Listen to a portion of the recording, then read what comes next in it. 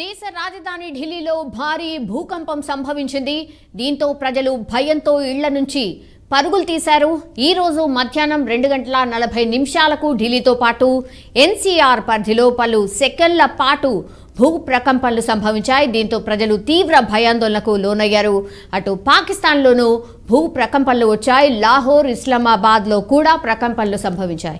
Details తెలుసుకునే ప్రయత్నం చేద్దాం. మనతో పాటు ఉన్నారు ఇన్పుట్ ఎడిటర్ సంజయ్, ఏంటి అప్డేట్? మొత్తమైన దేశ రాజధాని ఢిల్లీలో భూకంపం వచ్చిందని చెప్పుకోవచ్చు. ఢిల్లీతో పాటు పంజాబ్, ఛత్తీస్గఢ్, జమ్మూ అండ్ కాశ్మీర్లో ఈరోజు మధ్యాహ్నం టైంలో సుమారు 30 సెకండ్ల పాటు భూమి కంపించింది. ప్రజలందరూ భయాందోళనతో పరుగులు తీసిన క్రమం అయితే చాలా స్పష్టంగా మనం విజువల్స్ చూడొచ్చు. చాలా స్పష్టంగా అనిపిస్తుంది. కాకపోతే ఎలాంటి ప్రాణ నష్టం కానీ ఆస్తి నష్టం కానీ ఎక్కడైనా జరగలేదు. కాకపోతే ఏంటంటే ఇది స్వల్పకాలిక భూకంపంగా అక్కడ ఉన్నటువంటి అంటే ఇప్పటికే రాష్ట్ర ప్రభుత్వము ఈ భూకంపానికి సంబంధించినటువంటి ఒక నోడల్ అధికారిని ఏజెన్సీగా ప్రకటించేసి ఎప్పటికప్పుడు ఈ భూకంపాలకు సంబంధించినటువంటి అంశాన్ని కేంద్ర ప్రభుత్వానికి తెలియజేయాలనే ఉద్దేశంతో వీళ్ళ యొక్క నోడల్ ఏజెన్సీని గత ఒక 10 సంవత్సరాల నుంచి నోడల్ ఏజెన్సీ ద్వారానే ఈ భూకంపాలకు సంబంధించినటువంటి అప్డేట్స్ అందించడం జరుగుతుంది. అందులో భాగంగా ఆఫ్ఘనిస్తాన్లో మధ్యాహ్నము, అదేవిధంగా పాకిస్తాన్లో కూడా 2:30 ఈ భూమి కంపించింది. అందులో భాగంగా 6.30గా ఈ రిక్టర్ స్కేల్ పైన ఇది నమోదైంది. కాకపోతే ఎలాంటి ప్రాణ నష్టం కానీ ఆస్తి నష్టం కానీ ఎక్కడా జరగలేదు. కాకపోతే కొంత గందరగోళానికి ఢిల్లీ నగరవాసులు కావచ్చు, అదేవిధంగా జమ్మూ అండ్ కాశ్మీర్, అదేవిధంగా పంజాబ్, ఛత్తీస్గఢ్ ప్రాంతాలకు సంబంధించినటువంటి చాలామంది ఇండ్ల నుండి పరుగులు తీశారు బయటికి.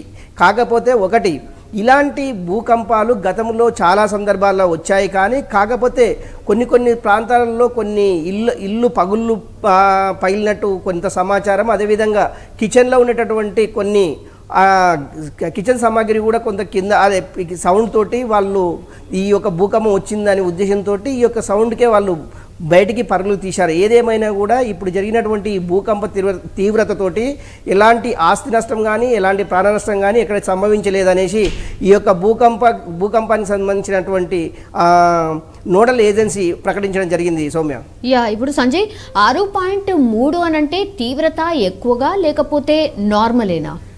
ఓకే, ఎప్పుడైతే భూకంప రిక్టర్ స్కేల్ పైన 6.5 అనేది ఎలాంటి ప్రాణ నష్టము ఆస్తి నష్టం జరగదు.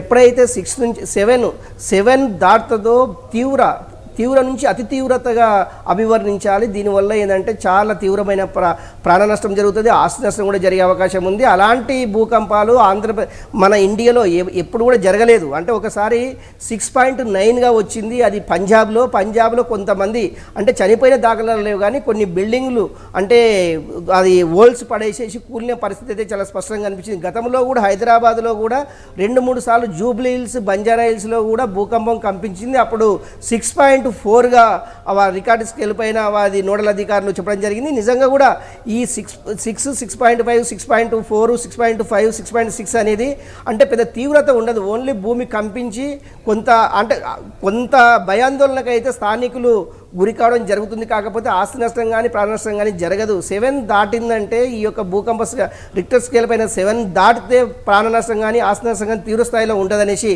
ఈ నోడల్ ఏజెన్సీ అధికారులు చెప్పడం జరుగుతుంది.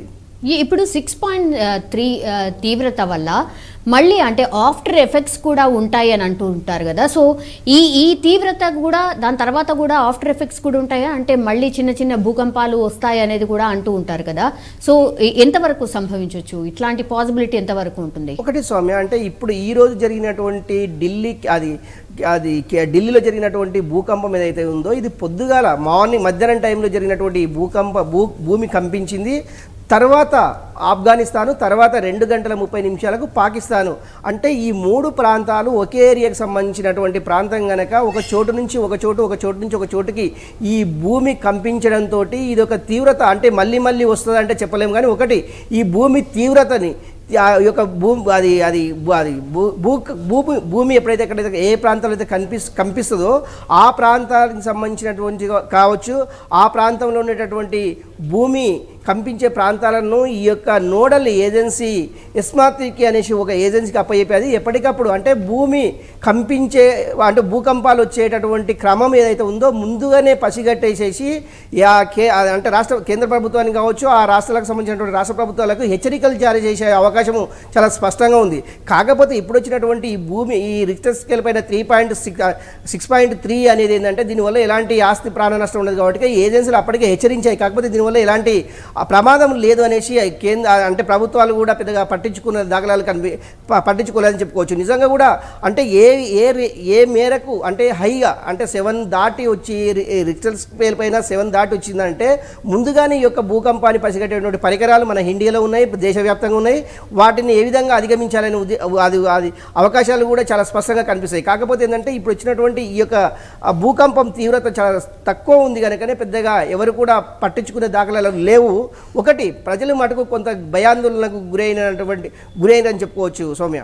ఎస్, ఓకే సంజయ్, మొత్తం మీద అది దేశ రాజధాని ఢిల్లీలో అయితే భారీ భూకంపం సంభవించింది. దీంతో ప్రజలు భయంతో ఇళ్ల నుంచి పరుగులు తీసినటువంటి సిచ్యువేషన్ కూడా చూసాం. ఎగ్జాక్ట్లీ ఇది